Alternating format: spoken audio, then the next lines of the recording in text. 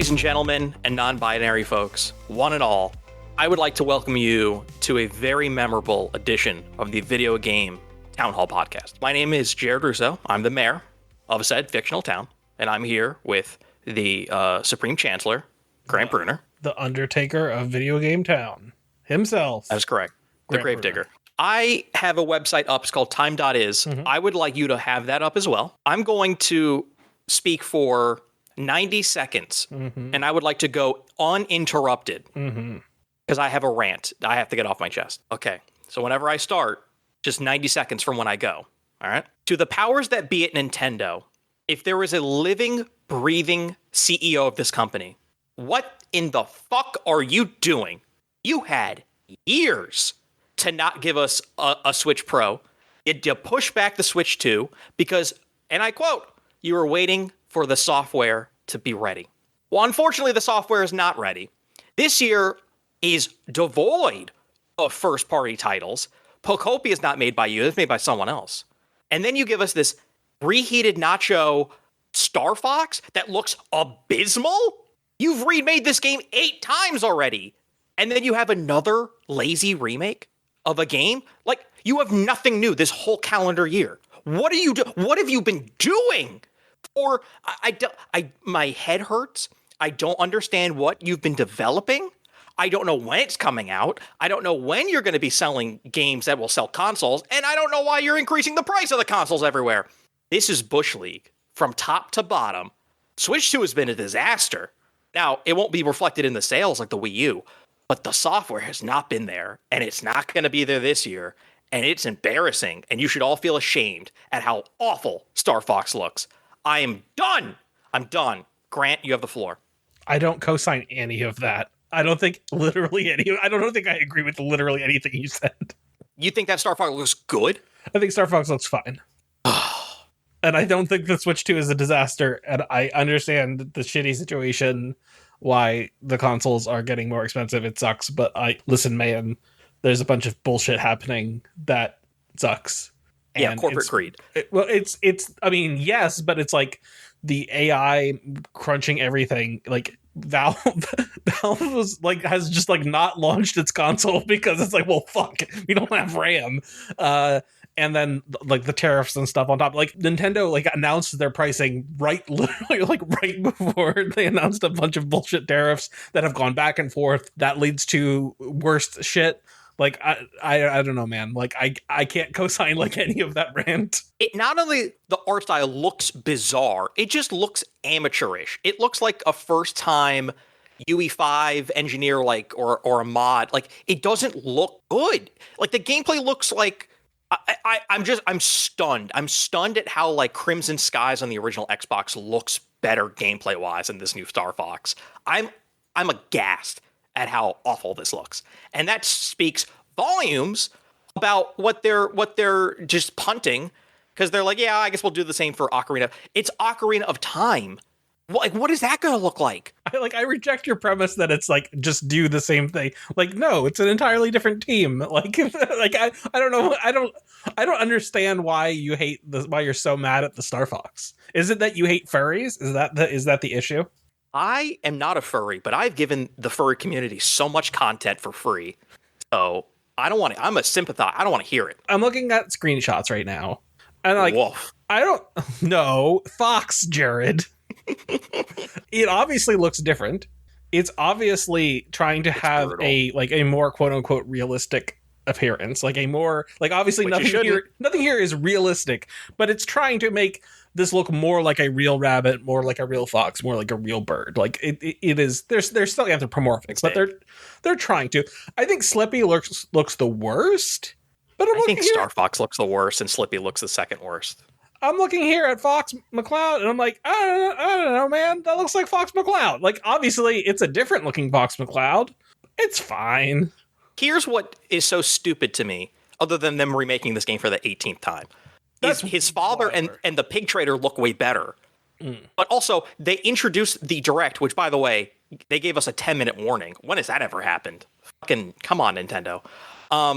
They started off with the clip from the movie, and that was like, that's what they should have gone with. The aesthetic of the movie? Literally just taken that character, like that CG render, and just put him in the game. It would have been perfect. I don't know, man. And also, like, I'm looking here at a screenshot from that, and like, I don't know, he looks okay in the movie. Like, I'm not in love. Let me put it this way: I'm not in love with the way that it looks, but I'm not grossed out. It does not make me want to vomit when I look at it. It looks bad. I don't know, man. I'm also, hear me out. I'm not a huge Star Fox person. Like, I played like everyone else with an N64. I played and enjoyed Star Fox 64.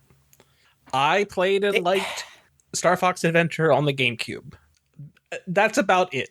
Like, I don't really need Star Fox more in my life. Like, I'm content with Fox and Falco continuing to be in Smash. They will be. I just think that they had the gall to show footage of those GameCube games and not put them on NSO.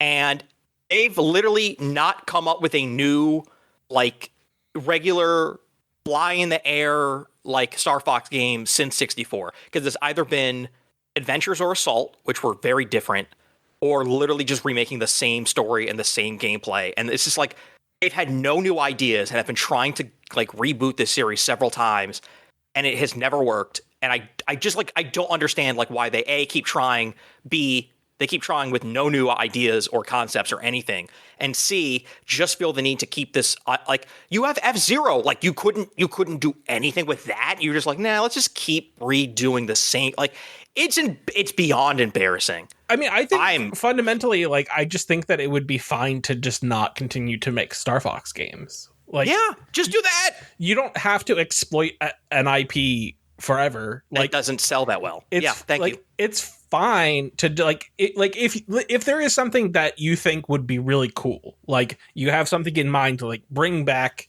like with Pitt. Oh, Kid Icarus. Yeah, Kid Icarus. Like, they had an idea.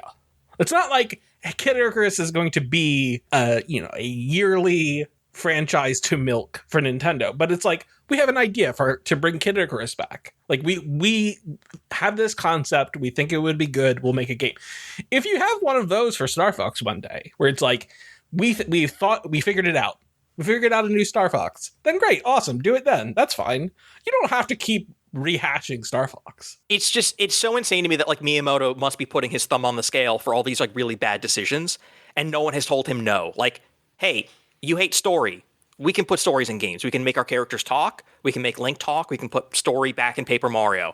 We can maybe not do the same StarX game again. Like, Miyamoto, take your thumb off the scale. Like, we're tired. I think it's overstated how, it's like gamers get stuff in their fucking heads about, like, this guy hates this thing, and it's like, it's a big giant corporation. All of this does not come down to one guy you heard of in the 80s. I just there are things that Nintendo does that are frustrating. I also am frustrated by Nintendo all the time, but I don't think it's like, if only Miyamoto would stop being such a dick. I don't think that like that's the reason why Nintendo is weird. I think Nintendo is weird in every aspect of what they do. I think it's like core to their corporation. That's the soul of the company that they have. And I don't think if one old guy from, like, the 70s and 80s retires, I don't think it's like, now it's a sea change in how Nintendo's run. I think Nintendo will continue to be fucking Nintendo in all the good ways and bad. Well, here's the problem is that, like, where do you think that soul came from? It came from him. Like, I mean, he revitalized the entire industry. He's been around. He's still walking around. Like, he's there. It has to flow downwards from, like, who he hired, who he inspired, who he taught. Like, he's still walking around the building. Of course, people are going to be like, whatever he wants, man. I don't want to try to undersell the importance of the work of Miyamoto, but he's a guy. Nintendo is a bigger thing, is a much bigger thing than the one guy. And he's also an old guy. He's not overseeing this shit day to day. He literally invented all of their fucking gigantic IP, all their characters. He resurrected the industry, him and like 4 other guys, by making Mario the greatest game ever. Like, Miyamoto, do me a favor, make a new Pikmin. I'll take everything I said back. The reality is, like, he's not making anything. He's in a fucking boardroom. Make a new Pikmin. Personally, yourself, hand deliver me a new Pikmin. Then I will forgive you. people often say things about like, oh, I wish we had more transparency in video games and like studios. And I understand the instinct, but I also think maybe we need to have less transparency in that, like, stop telling gamers on the internet who is a project lead or whatever, because they're going to be like, this guy, he made this video game with his hands, and it's like, he's like a project lead, like, it's one fucking dude. We're going to transition to a game made by an auteur, basically a one-man show. His name is Johnny Galvatron, and he wrote and directed Mixtape. Take that, Grant Brunner. Again, just a guy. Yeah, a guy mostly responsible for the game we're about to talk about, but sure, yeah. So here's the problem. Every time a game comes out and gets really glowing reviews, it starts the discourse machine. Yep. And everyone has to have a very extreme opinion about game du jour, like the discourse du jour. And I feel like this has started some real, like, heinous discourse about millennial music on, like, Blue Sky. It's been real bad. I also think that there's like weird race stuff because it's. I was not privy to that because the music's so white. Like it's all like the whole soundtrack is fucking just all white people, like pretty much. Well, yeah, that's like the history of rock music. Like, there's very few bands I can think of that are not just a bunch of white dudes. That's not the history of rock music. Rock is a black music. It is fundamentally a black music form. It might have started that way, but boy, did white people fucking fill that void. That's also I wouldn't call this like rock. Like it isn't just like universally rock. Like I would say that there's like lots of music. There's like obviously like it starts off with Devo, which I don't think you can cleanly call like a rock band. They're like weird like proto synth shit. Like it's complicated. Yeah, no, I get what you're saying. There's like alts and there's not techno, but like there's a lot of like shoegaze. I just think like it's not like what the fuck is the name of the band that does Cult of Personality? In Living Color. Living Color. Yeah. Okay. Like, well, fucking, it's the same thing. We're old. We don't remember things. Like would including one of their songs just have like completely squashed that discourse? I have not even been privy to that. It's not that. Like, it's not just that. It's representation. It's like the types of music that were available. But point being, it's discourse. There's discourse, and basically it's saying like playing with 90s nostalgia, and it's like, oh, it's not 90s nostalgia, it's 90s white people nostalgia. I think is the discourse that's happening. It's like, this is not representative of my experience in the 90s, as lots of people say, which is like fine. And here's my bigger problem. This is exactly the type of game that I play. It is a very Grant game. I've been on that mixtape tip basically since it was announced. I now have to be in like the terrible position of being weirdly like the moderate here, which is like, I think that this is a good game and it is not a great game. I think that it is like, if I was scoring it on like a 5-point scale, like a 5-star scale, I'd give it like a 4. I'm like, that's a really good game. I liked it. I can't believe what I'm hearing. So yes, obviously these are the three main characters of Mixtape are white kids who live in California. Although I'm not quite sure what Van Slater is, but I don't know about Cass. I think Cass might be Asian. Oh yeah. So yeah, okay. All right. So maybe there's but like that's not like discussed. That's not like no, they don't an emphasis. They're not watching Martin Lawrence's show, Martin. Like they're not they like should though. It's not Salt and Pepper, and it's not like NWA, and it's not Wu-Tang, and it's like Smashing Pumpkins and Iggy Pop and Devo and Joy Division, and like that's the kind of, which is like, yeah, it's like white people music. Okay, I'm shocked that you said that it's. Wow, I thought you would have fucking fell in love with this game. I liked. Don't get me wrong. I don't want to undersell it. I don't want to say that like I didn't like it. I liked it. It was good. They did it. There's a bunch of really neat moments in it, but I think fundamentally, it's a very like the narrative is extremely straightforward, and because it's so streamlined, like it's like a 2.5-3 hour game.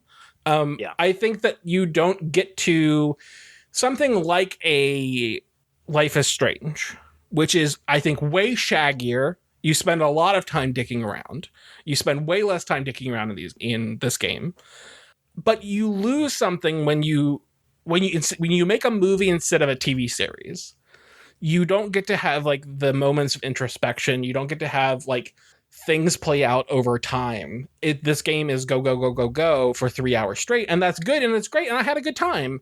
But I think when you're a game that is selling itself very much on, do you see yourself in these characters? Do you like care about these characters? Do you want to know what happens to them? I think because they've cut it down to the bone, you lose something. It's not, I don't feel as strongly about these characters as I do about something. And like, I played like a Life is Strange or other games in that, mold, or like think about just like a Telltale game. Like I think about the arc of the first season of The Walking Dead. Like you spend a lot of time with these people. You're spending substantially more time than you spend with them in Mixtape.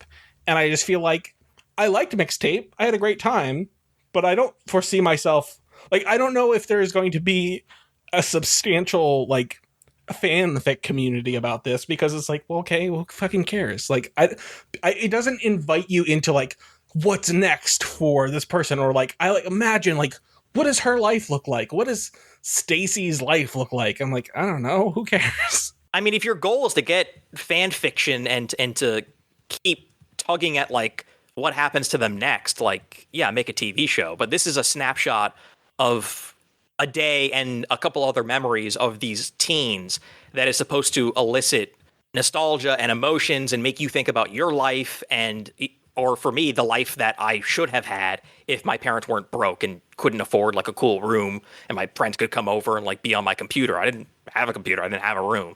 I definitely think that because a lot of clips have been going around comparing this to the Life is Strange teens specifically, I've seen some cringeworthy clips of like how those teens talk. Listen, for sure. Man. Listen, man, I'm not saying that there isn't a bunch of bullshit in Life is Strange. I know.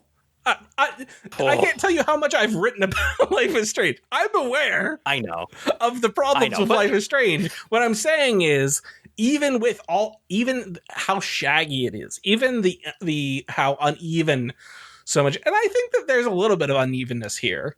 I think like it wants to kind of like wow you the entire time, and I think that there are moments that I'm less wowed with than I think maybe other people are. Like I think that it plays it's so tropey.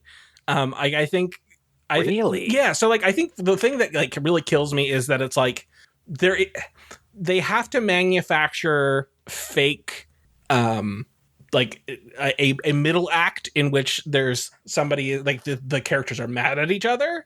Feels so fucking hollow and fake. I'm like, oh, this feels like, I don't know, like a rom-com movie from like the 90s of like, this is so formulaic and like storytelling where I'm just like, oh, there's going to be like these two people won't just sit down and fucking like say I'm sorry to each other. So now we have to like for the next 45 minutes pretend like they're never going to talk to each other again. And then, oh, surprise, they make up at the end. Like it felt like highly structured in that way that makes it not resonate as hard for me. And mind you, this is like you're talking and like criticizing the form of a thing. This is not me saying I didn't enjoy my time playing it. I had a great time. Yeah, it was good. You liked it, but okay. See, I loved it. To me, this was like a game that it fits into the sort of like, remember when indies were like Gone Home and Virginia? And it's like, I remember Gone Home in Virginia. Like that's another one of these where it's just this short, perfect little bite-sized thing that just punched me right in the mouth. I think we may have talked about this a long time ago, but I also don't like Virginia very much because I'm like, God, you know what's good about when there are people, you can hear them talk, and Virginia's like, no, what if there were no words? And I'm like, I like words though. Yeah, you like them, but like it for me, that game was all about executing on a game in which no one spoke because they didn't need to. For this, it was a series of fun little mini game vignettes that I just like every single time I was just smiling from ear to ear, and I was so vibing with it. I thought it was really funny. I thought it was really cute. Some of those sequences are just like, fuck, man. If I would kill to get some of these moments in like, I don't know, a fucking Gears of War game or a Call of Duty, like these little pockets of humanity that are just so memorable and just so clever or unique or just like, this is what I imagine drugs feel like. You know, like it gets my engines revving and thinking about like a life I could have had or should have had, and the one I did, and people I treated in similar ways, or just like, you know, just experiences like that. I understand what you're saying in that it feels contrived, but like, I don't know, teenagers are not like super complicated, you know, like that. Yeah, like one character's leaving, and that's going to cause resentment, and that like I feel like they were doing it better. I feel like they were doing it better in the beginning, because you kind of starts the game, and you can tell that there is like active resentment, like I'm pissed about this. And I feel like they just could have done, like, because they were we're starting down a route, but then they have to do like the like, now we're not talking at all, and like this person, like you might not even see them before you leave, which is like, what teenagers do. I understand that, like, but like it just feels like that is the structure of like so many things that I just like, okay, it's one of those. It's kind of like when that happened, when Cass pulls away, I'm like, oh, it's one of those. I got it. And like, also, like, I don't think the stuff with like the other friend, I don't think any of that works for me. Like, it doesn't. I'm not. I wanted that to really go somewhere. Yeah. It doesn't like that doesn't do anything for me. Here's what I will say. I think many of the gimmicks are very fun. The kissing minigame, incredible. And when you said, I wish there were like things like this in Gears of War, I immediately thought, like, yeah, they should have that kissing scene in Gears of War. It's like, listen, there are much longer games that try to tell stories with characters, and so many of them don't just fall flat. They don't even come fucking close. Like, I can't fathom whatever the hell is in Crimson Desert, but like, this is 3 hours, and I'm like, I know these kids. I want to know what happens to them, you know, down the road. But like, they're just so much more relatable and interesting, and like somewhat more fleshed out than just like 99% of games, you know? So it's like, I understand like needing to be like a little tropey, but like also like, I mean, like, isn't that like kind of the game that you're signing up for? A little bit, you know? Yeah, I mean, it feels so. This again, like this is going to sound a little like, I don't know, like tepid criticism. It feels more on rails than something akin to it in other types of games, A Life is Strange like. Even though those games don't have like, fundamentally you can't go that wild, you can't like completely go in a different direction but this just feels like, it feels basically like I'm watching a movie and not like embodying a person to some extent. And I feel less connected with the characters because of that. And I think that's just like, I think that's what I'm looking for versus what you're looking for in like video game storytelling. This feels like, oh, if they had actually made this like a movie or whatever, and they cut it down to like 2 hours, would we have been losing that much? Like, yes, there are like moments of the mechanical stuff that are neat. I agree. Like, I like the kissing minigame. Like, I think that's neat, but I fundamentally think you would get like 85% of the experience if you just made this a movie. Whereas I think like A Life is Strange, like, would never work as a movie, would never work as, I mean, like, you could make a TV show about it. You could, absolutely. But it wouldn't feel the same. It wouldn't be the same. I feel because you're not making the decisions. Yeah. But this feels like most of the way it's just a movie I'm watching, which is a good, fun movie that I had a good time with, but it's not like a masterpiece. Oh, I wouldn't toss that word out. This is what I was saying about Hellblade 2, where I was like, am I really even playing this? Like, that game, I was like, this is lightly interactive and like so bare bones compared to the first game, where it's like you could actually like kind of like run around and like. I'll say this though, if we're gonna hand out end of the year awards for like best style, yeah, Jesus Christ, the pause screen, the IRL like footage that they'll use for backgrounds, or the montages, the graffiti art style, and the song choices always being like weird songs that like are not the most notable songs from the popular bands. Like, it is so well put together and well thought out. Like, there's actual direction in this, and it's really funny. And this is my go-to. I think the dialogue, I think that like the hits versus misses in the dialogue crushes. Like, I think that it is written in a much funnier way than like a Life is Strange is. I think if you just take the script and you like randomly pick a line, you're much more likely to like laugh out loud at something from this as than a Life is Strange. This is my GOTY front runner. I don't know if it's going to end up being number one because there's a bunch of games coming out this year. It's so wild to me that eugenics isn't so clearly your number one. It just seems like such a fucking Jared game. It is, but there was a bunch of games this year that like I just fell off of because like I'm getting to the point now where like even I am like I don't have time to play Neo 3 for 1,000 hours or these other roguelikes for 1,000 hours. Like I beat Sorrow, so I'm like, I beat it. I'm done. I'm moving on. I don't have time. I hit a wall with Mugenics where that game really needs you to like keep up with your cat maintenance, your family tree, not getting too inbred so that you can like make the game easier to play. And if you don't keep up, like it's like there's a big difficulty wall. And that really pissed me off. Well, I'm sure there'll be eight different versions that will get you back on boards at some point. The Control Resonance coming out this year. Wolverine's coming out this year. The Duskbloods is coming out this year. There are a ton of other games that will most likely be my game of the year. But Mixtape, I just had the fucking best time.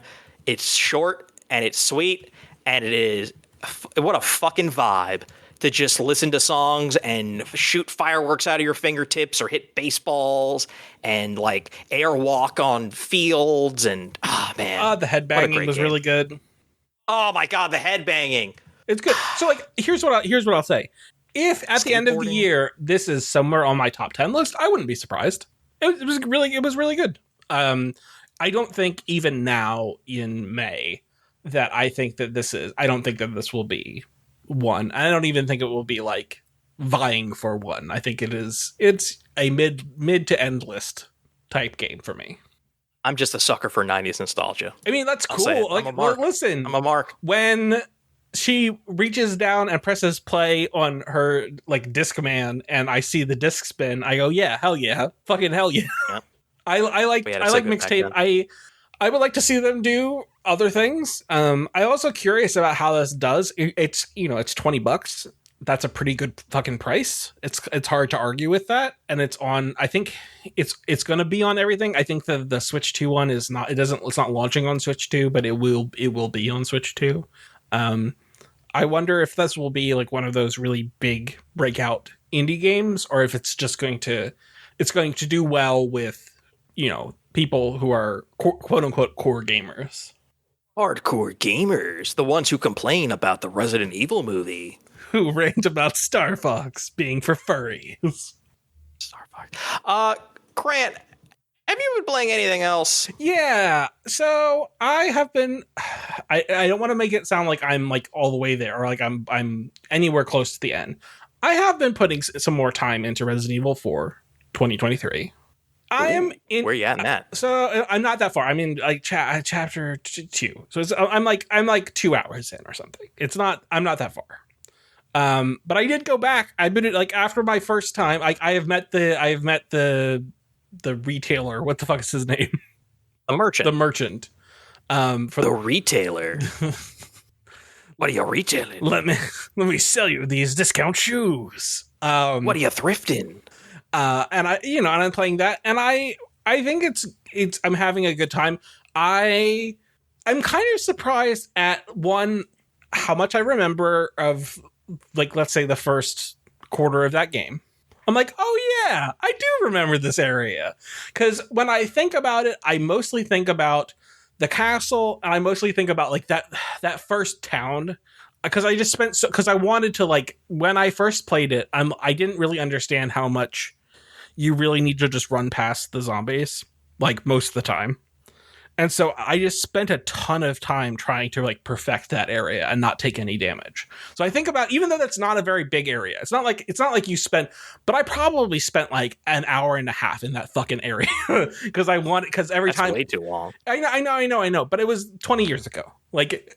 I wanted to not take any hits, and I wanted it to be perfect because it was like the first big area in the game. But whatever, so that's like burned into my brain, and I think about the castle, But moving about, I'm like, oh right, this is kind of like what I look at. And then I also, because it's different enough, like they've changed enough things that I'm like, I don't remember this. Is this new for the game? Like, Leon gets chained up with some fucking guy. I'm like, I don't remember this happening at this point in the game.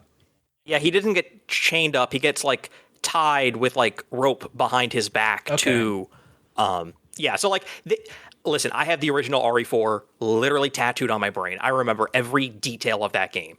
They changed a bunch of shit, like level design, cutscenes, when characters enter, when they die, when they leave. Like they changed that stuff for, like, okay, sure, that's fine. It's also, what's her nose? What's the fucking lady in red? What's the fuck is her name? Oh, Ada Wong? Yeah, she makes an appearance, like a brief appearance, like right away. Like, yeah, I'm like, oh, that definitely wasn't in the original game. I feel like I would have remembered that if that was in the original game. Correct. Interesting. It's interesting. It's also, I feel like it's like playing with you, because that game is considered so culturally important. I feel like the tiny changes are like they're teasing you with like the tiny changes that they're making.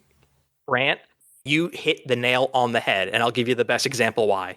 The game loves to troll people who played the original to death.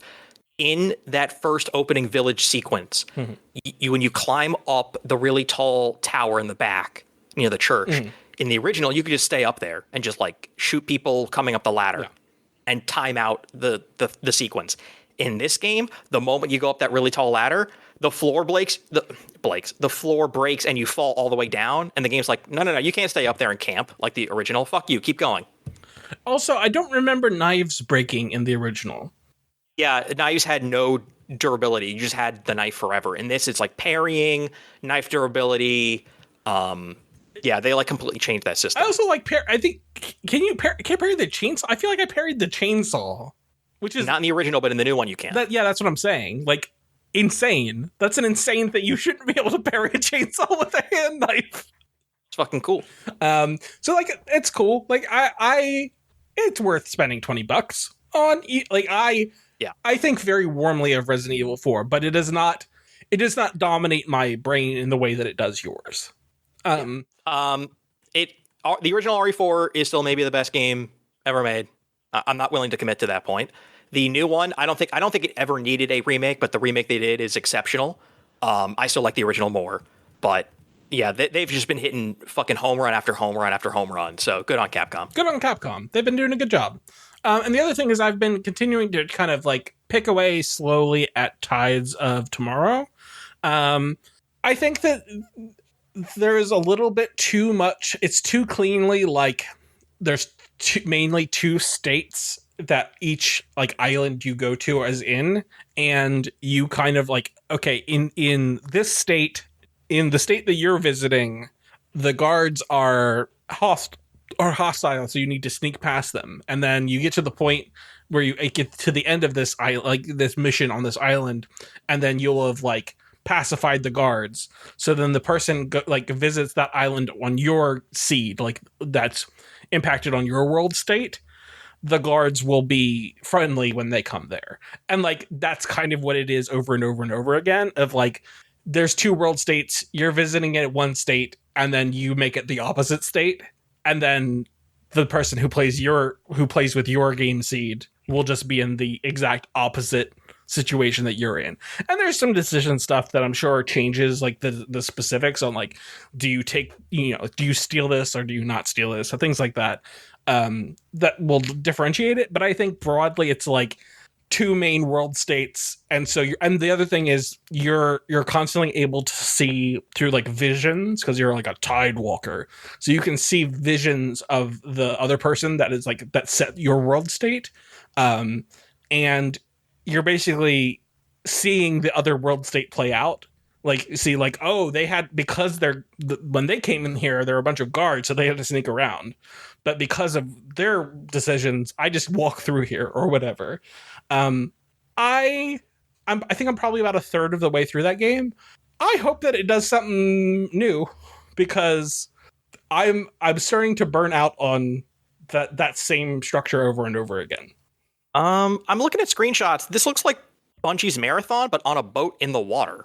It's not nearly as severely as stark as Marathon. It's very colorful. It is very colorful. This looks kind of cool. It is kind of cool. I just hope that they spice things up. I'm intrigued. What have you been playing? And what kind of genre of game is this? This is not a stealth game, is it? It is very stealthy. There's not really combat. But it is stealth. Like you do have to sneak around sometimes. Here's an example. In a place that I recently was in, I was tasked with getting into like a boxing match basically, and so you're not punching, you're not like pressing a button to move one fist like directly, but you can basically use your like your vision, your like future or your past vision to see the moves that he makes. So he's like, okay, he dodges this way, then he dodges that way, then he dodges this way, that way, and then you basically are making like decisions with like basically like a dialogue tree to be like punch, like right hook this time, left hook this time, like this type, you're doing the pattern that you saw through your power. So there isn't like, you're not shooting a gun. I would say that there are elements of like a BioShock or whatever, but you're not shooting. Oh? So like you're investigating in an environment, you're picking up things in the world, you're reading like, oh, somebody wrote that down this note. This changes how things go. Yeah, it's a little bit like that. I'm looking at a 1-sentence review from Game Informer. Mm-hmm. This is on OpenCritic. They gave it an 8, and they say the unique way the story is conveyed is more impressive than the story itself, but it's still a great time for fans of choice-driven games. Yeah, that's about right. There you go. It's good. Cool. It's relatively cheap, so I'm not that pressed about it. I'll tell you what a game that is not great for fans of choice-driven games, and that's Saros. Saros? George Soros. I beat it, and I'm done with it. The game's like, oh, there are more secrets, and you can keep upgrading your character and doing more runs. And I'm like, nah, I'm good. It kind of loses steam in the second half. I liked it. You had spoken very highly of it, and I was like, maybe I'm wrong. And then I listened to Triple Click, and they were pretty warm on it. It's not like they were shitting on the game, but when they started talking about how that game plays, I'm like, oh, okay, I was right. This is not a game for Grant. It's not a game for Grant. I think it's a very good game, and at times it's a great game, but it kind of peters out towards the end, where it's like you're done finding new biomes, you're done unlocking new weapons, and the story is the sort of like driving point or the driving force, and then the wheels come off. Is there any cool like story moment in it, like the story moment you gave about Returnal, where it has that twist? Is there any cool? No, it's a pretty straightforward story. I wouldn't say it's straightforward, but it's very much like, what if I told you that a lot of the iconography, the really cool imagery and the Cthulhu stuff was all just like a big allegory for like a guy being a shitty drunk to his wife. And then it like really lays that heavy at the end, and you're like, oh no, I got it. I don't need to be in first person black and white, like going through their failed marriage or whatever. Like, and where did the space crew go who were going crazy? We're just going to drop that? Okay, I guess they're just never coming back because we totally dropped. Like it just kind of runs out of steam, and then it doesn't have anything like to it's offer. Not, but they didn't maybe fully think through where it's going to go. Yeah, and it evokes roguelike things, but it does not bring to the table the meat and potatoes of like a really fantastic roguelike. And then I'm coming back to it year after year, and I'm unlocking, and I'm like it's like, here are the 5 weapon classes. I like one of them. Here are the biomes. They don't change. And then I like beat it, and I'm like, I will never touch this again. Whereas like Binding of Isaac, there's fucking thousands of things in Binding of Isaac that I have not seen or gotten or combined with other things. Like, that game is infinitely replayable. Saros is like a one and done. Well, because I mean, it's kind of like, it's why making big budget AAA roguelike is so difficult, because like it costs so much fucking money to make all of those things, and they're like, do you mean someone might not see this? Somebody's going to fucking see this. They're playing this game. They're going to fucking see the thing we spent all this money on. Whereas, like, if you're making a relatively small indie game that, you know, it's like tile-based layout and, you know, you're using pixel art, like, yes, it's a lot of work. Nobody's saying it's not a lot of work to make something that's good, but it is like a feasible task to do in like a reasonable time frame and a reasonable budget to make so much variety. When you're on a AAA fuck off budget, then you have everything has to be fucking 4K assets, yada yada yada. It's really hard to make that like a proper roguelike because like no one would ever approve that. Like nobody who works at like a Sony or a Microsoft or a Ubisoft or whatever is going to approve that. That's like, no. We're spending all this money. Every motherfucker who plays this will see this. You must do that.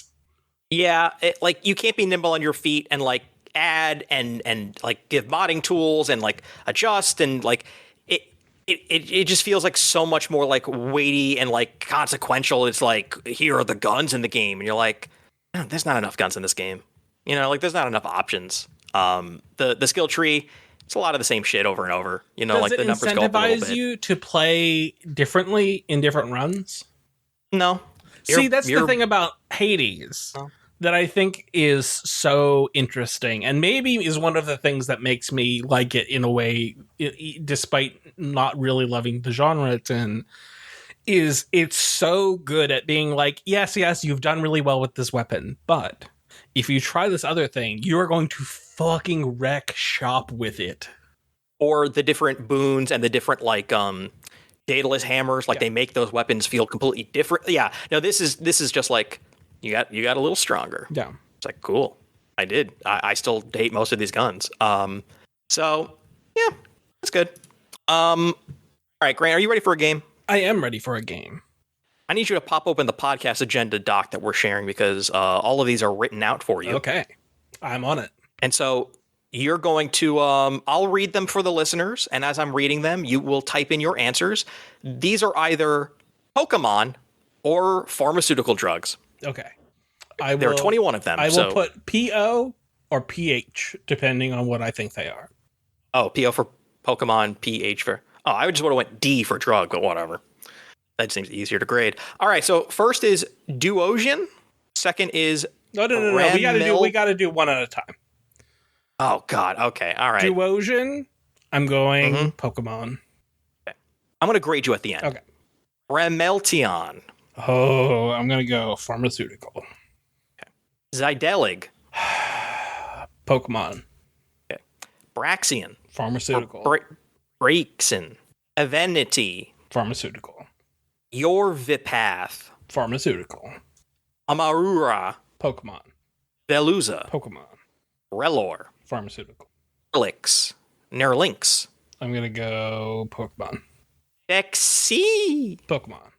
Loxix. Pokemon. Gocorvri. Pharmaceutical. Overquill. Pokemon. Fezandipity.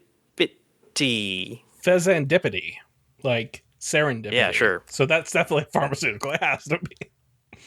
Cufant. Pokemon. That's French. Casodex. Pharmaceutical. I think that's a trick because it has Dex in the name. Diancie. It's like Chansey, so I'm gonna go Pokemon.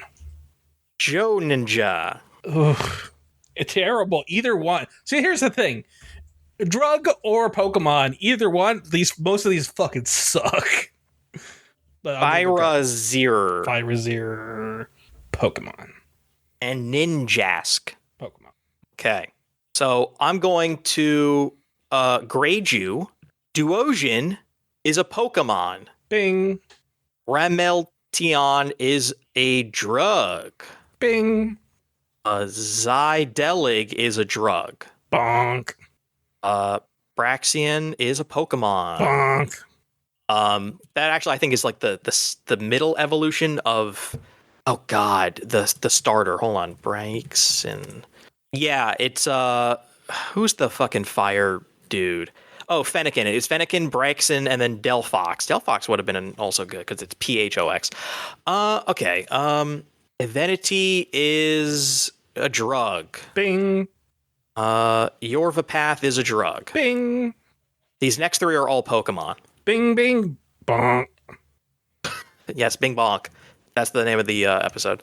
Nerlynx is a drug, and it's not about a lynx, the cat. Bonk. Phaxi is a drug. Bonk. Lock6 is a Pokemon. Bing. Gocorvi is a drug. Bing. Uberquill is a Pokemon. Bing. Fezandipiti is a Pokemon. Bonk. Is it Fezandipiti? Hold on. Fez Ant. This is Fezandipiti. Oh yeah, it's like a weird bird-looking thing. That's cool. Oh, it says for one of the DLC. Okay. Kufant is a Pokemon. That's like a big orange elephant. Bing. Asodex is a drug. Bing. Diancie is a Pokemon. Bing. Joenja is a drug. Bing. Pyrazir is a drug. Bonk. And Ninjask is a Pokemon. That's like a ninja bug thing.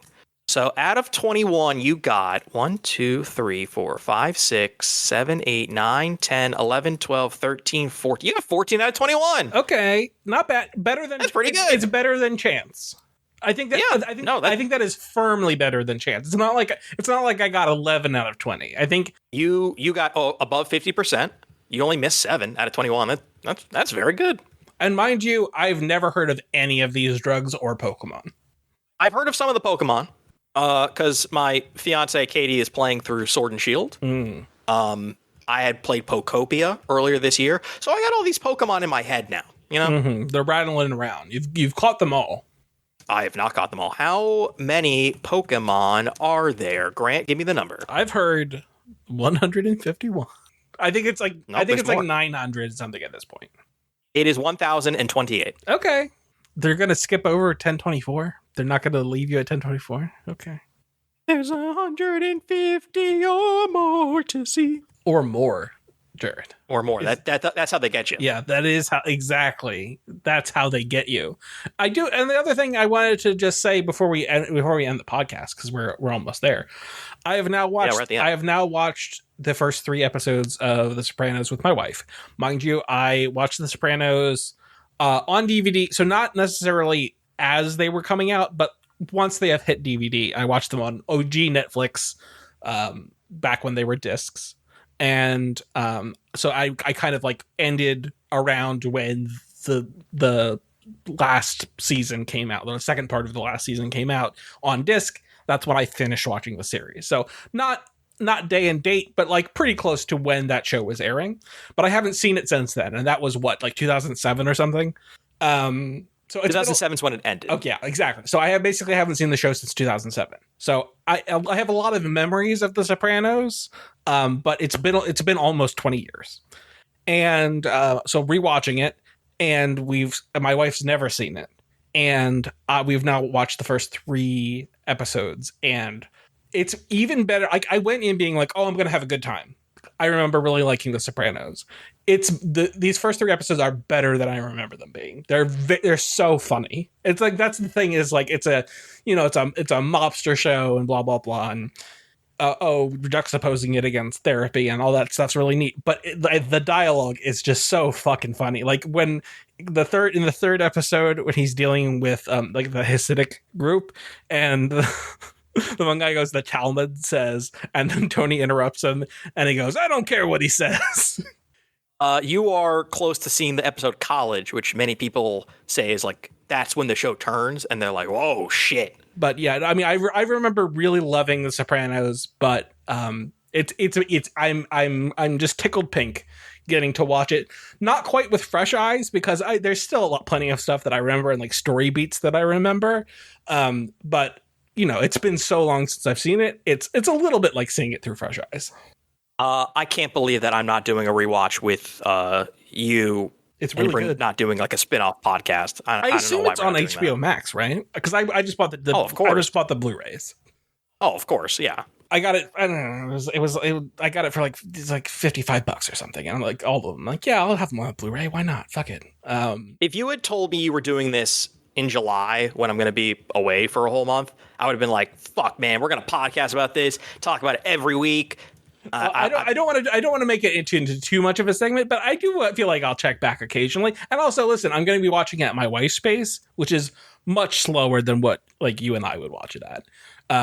Just been watching. Yeah, where like when I watched this, when I would get the DVDs from Netflix, it would be like, well, I'm going to sit down and I'm going to watch. Like I would get like 2 DVDs at a time or whatever, and I'd be like, yeah, I'm going to watch all of these right away, and then I'm going to send them back to Netflix to get the next DVDs.